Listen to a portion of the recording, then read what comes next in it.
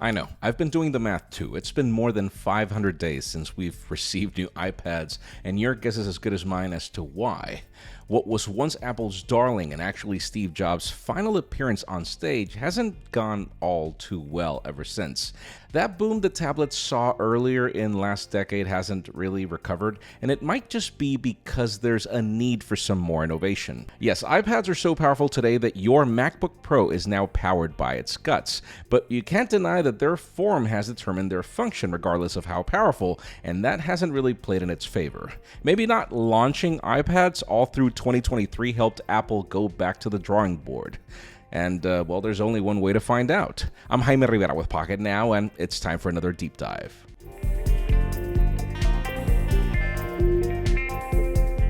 Yes, set your calendars for May 7th at 7 a.m. Pacific for Apple's next event, and the invitation is enough to hint that this is all about iPads.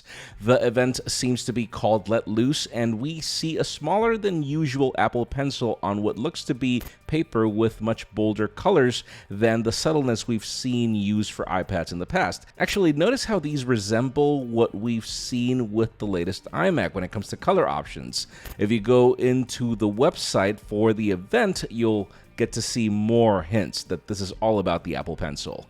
Now, for those of you hoping for updates on the iPad mini, let me just clarify this might not be the event for that. Both Apple analysts Ming-Chi Kuo and Bloomberg's Mark Gurman think that Apple is developing a new iPad mini, but they both think that we probably won't get to see it until later in 2024.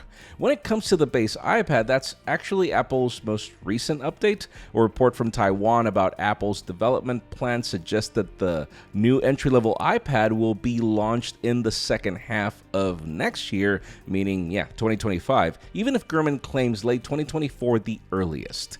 The next iPad is anticipated to feature the faster A15 chip, an upgrade from the current A14. Gurman speculates that the new entry-level iPad will likely be a more affordable version based on the 10th generation model from 2022.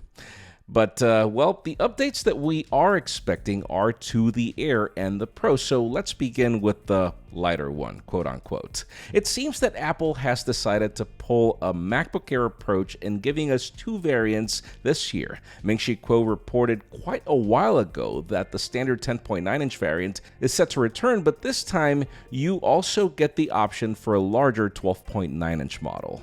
Now, while we do know the smaller model will stick to a standard Liquid Retina LCD, there's a lot of conflict on the larger model. Kuo has been mentioning that there will be an oxide backplane provided, which is similar to what the Mini LED iPad Pro features. It's the reason why many speculated that Apple was simply going to bestow Mini LED to the larger Air, but a report that emerged yesterday from Ross Young contradicts it, claiming both will bring the same LCD. Everything else will reportedly be just the iPad that we know when it comes to design. Rumors have claimed some sort of update to the camera hump we've seen since this design actually belonged to the iPad Pro back in 2018, but we'll have to wait and see, as the change might simply be about just adding a flash to it. Another important update to the lineup is Apple's M2 chip, which is the natural progression along with its video encoding and processing benefits. Now, if Apple is considering an update to the color options, this might be the lineup given the price point. So how about if we actually do get those sort of like iMac colors on the iPad Air? That would be amazing. Now, the big kid in town is the update to the iPad Pro lineup. We've been hearing so many rumors of these changes since at least 2020, and yet none of them have yet to make the cut. So yes, yet again, the report claims we're getting OLED displays, and this time for both the 11-inch and 13-inch variant, as yes, the 12.9-inch model might grow by a hair, even if it might just be a bezel reduction. Reports do even mention the FaceTime camera could move to a more logical horizontal position like on the base iPad, though we wonder if we're still getting Face ID with these changes. Obviously, OLED displays are more expensive than Mini LED, and speculation has been strong around a major price hike. Some claimed up to $500 an increase, but as we get closer to the launch, we hear no more than $160. We did hear that there could be an option for a matte display, and maybe the way to get it would require you to spend more on a higher tier storage option, which could warrant the $500 to make sense. OLED displays also have the advantage of taking up less space, so for anyone who's felt the iPad Pro needs some sort of design refresh, it could just be that this was the missing link for us to get a slimmer profile. There's an interesting set of rumors that's at least, like 2 years old, that sees iPads adopting a glass-on-glass design. Not exactly sure that's going to happen, but we keep getting reports of some sort of MagSafe charging option coming to these iPads. So the question is, if this is going to be the iPhone's kind of MagSafe or the MacBook's kind of MagSafe. We'll see.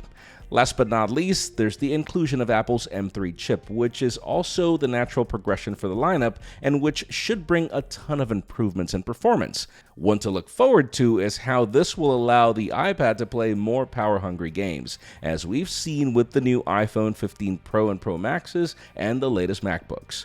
For those of you wondering about software though, well, rumors have been pretty limited.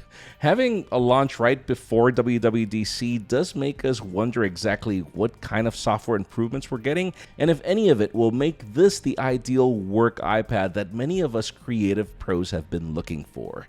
The apps are there, but limitations to how to access the file system have always made the experience cumbersome.